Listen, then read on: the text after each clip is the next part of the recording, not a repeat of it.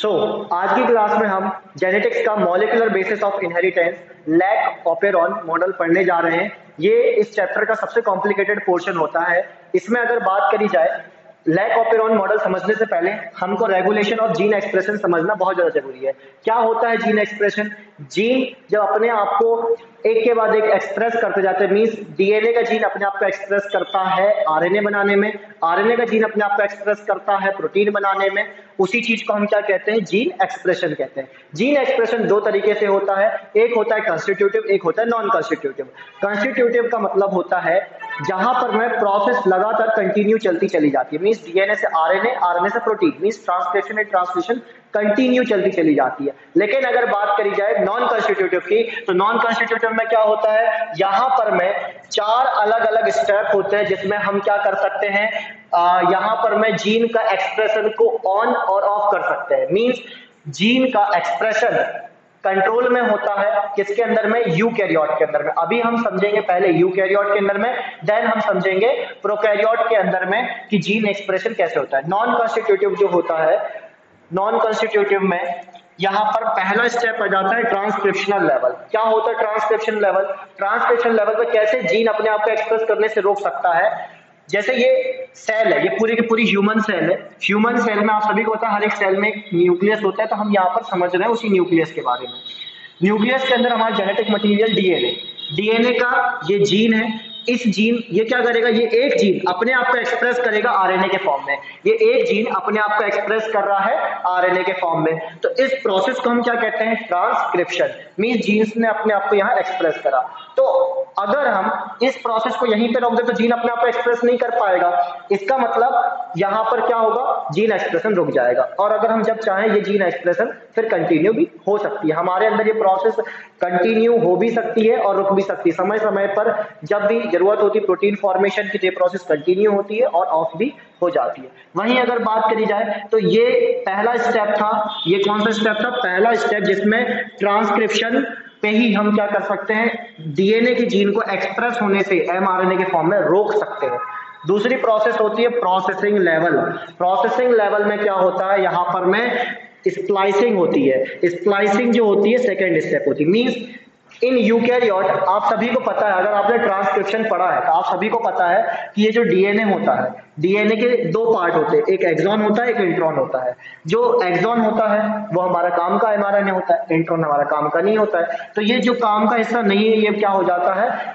Splicing के जरिए बाहर निकल जाता है। तो ये देखो खाली यहाँ पर में क्या बचा? एक्सॉन वाला हिस्सा बचा। मींस ऐसा एमआरएनए बना है ये जो कि काम का नहीं है। अभी प्रोटीन ये वाला एमआरएनए प्रोटीन नहीं बना सकता, बट ये जो एमआरएनए है हमारा, ये एमआरएनए क्या कर सकता है? हमारा प्रोटीन बना सकता है, ट्रांसलेशन कर सकता है। तो मींस हम जीन को एक्सप्रेस होने से इस दूसरे नंबर पर भी रोक सकते हैं। पहली स्टेप ट्रांसक्रिप्शन होने से रोक दो, दूसरी स्टेप स्प्लाइसिंग होने पर रुक जाएगा, और तीसरी स्टेप क्या होता है? यहां पर आप पढ़ सकते हैं ट्रांसपोर्ट ऑफ एमआरएनए। एमआरएनए को न्यूक्लियस के बाहर ट्रांसपोर्ट ही नहीं होने दो। ये जो एमआरएनए है इसको न्यूक्लियस के बाहर जब हम ट्रांसपोर्ट ही नहीं होने देंगे तो ये क्या करेगा? जीन अपने आप को एक्सप्रेस ही नहीं कर पाएगा। तो ये थर्ड स्टेप की प्रोसेस हो गई। वहीं अगर बात करी जाए तो फोर्थ स्टेप क्या जाता है? Translational level. ट्रांसलेशन में क्या होता है? ये जो हमारा एमआरएनए है, ये जो हमारा एमआरएनए है, ये एमआरएनए एंटर करता है राइबोसोम के अंदर। ये क्या है हमारा? Ribosome.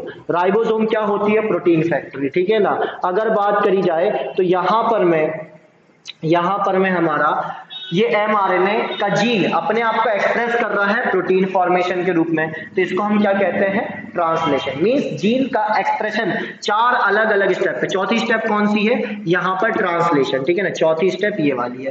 First, second, third, fourth, चार अलग अलग स्टेप है जहां पर में जीन अपने आप को एक्सप्रेस कर भी सकते हैं और नहीं भी कर सकते। इसी को हम कहते हैं रेगुलेशन ऑफ जीन एक्सप्रेशन। ये था नॉन कॉन्स्टिट्यूटिव, किसके अंदर में? पूरा का पूरा इन यूकैरियोट, इन यूकैरियोट, ठीक है। अब इसके बाद हम क्या करेंगे? इन प्रोकैरियोट में रेगुलेशन ऑफ जीन एक्सप्रेशन समझेंगे, वो भी नॉन कॉन्स्टिट्यूटिव का। कॉन्स्टिट्यूटिव आप सभी को पता है, एक बार फटाफट से रिकॉल कर देते हैं। कॉन्स्टिट्यूटिव वो जिसमें जीन अपने आप को लगातार एक्सप्रेस करता है। नॉन कॉन्स्टिट्यूटिव वो जिसमें जीन अपने आप को एक्सप्रेस करना रोक सकता है और कंट्रोल कर सकता है। इसके बाद आगे करते हैं अपन।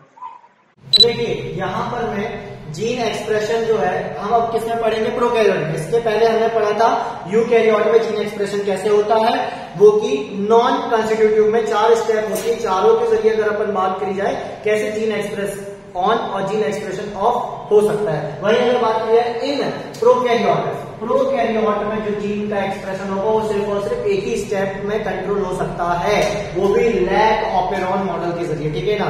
क्या होता है लैक ऑपेरॉन, उसको हम समझते हैं यहाँ पर। जैसे कि जब इंड्यूसर, आपके एनसीईआरटी में बताया गया है कि इंड्यूसर जब नहीं होगा, ठीक है ना, तब क्या होगा, और इंड्यूसर जब प्रेजेंट होगा तब क्या होगा। ये किसके अंदर बात चल रही है, प्रोकैरियोट। प्रोकैरियोट मींस किसी भी बैक्टीरिया के अंदर है। बैक्टीरिया के अंदर में अगर बात की जाए ये क्या है, डबल स्ट्रैंडेड डीएनए है। टी रिप्रेजेंट कर रहा है प्रमोटर को, आई रिप्रेजेंट कर रहा है जीन को, यहाँ पर भी पी रिप्रेजेंट कर रहा है प्रमोटर को, और ओ रिप्रेजेंट कर रहा है ऑपरेटर को। जेड वाई ए क्या है, स्ट्रक्चरल जीन। क्या होता है स्ट्रक्चरल जीन, स्ट्रक्चरल जीन का मतलब होता है इसके पास इसका खुद का क्या होगा, इसका स्टार्टिंग कोडॉन होगा, मीन्स AUG होगा इसका, और वहीं अगर बात करी जाए तो इसका खुद का स्टॉपिंग कोडॉन होगा। इन सभी के पास ऐसे उसको कहते हैं स्ट्रक्चरल जीन।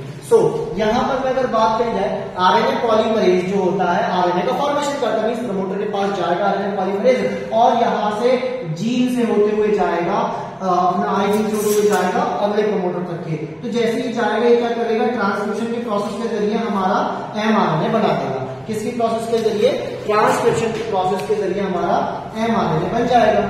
वहीं अगर बात की जाए फिर ये mRNA क्या करेगा, ट्रांसलेशन करके रिप्रेसर बना देगा। रिप्रेसर एक ऐसा प्रोटीन होता है जो कि ऑपरेटर के साथ बाइंड करता है और इस ट्रांसक्रिप्शन वाली प्रोसेस को आगे रोक देता है। मींस यहाँ पर में आगे के जो जीन है ये अपने आप को एक्सप्रेस नहीं कर पाएंगे। तो इसी को कहते हैं क्या, जीन एक्सप्रेशन इन प्रोकैरियोट। यहां पर में क्या हुआ, यहां पर में रिप्रेसर था, जिस कारण से क्या हुआ, ये ऑपरेटर को बाइंड करा तो आगे जीन अपने आप को एक्सप्रेस नहीं कर पाए।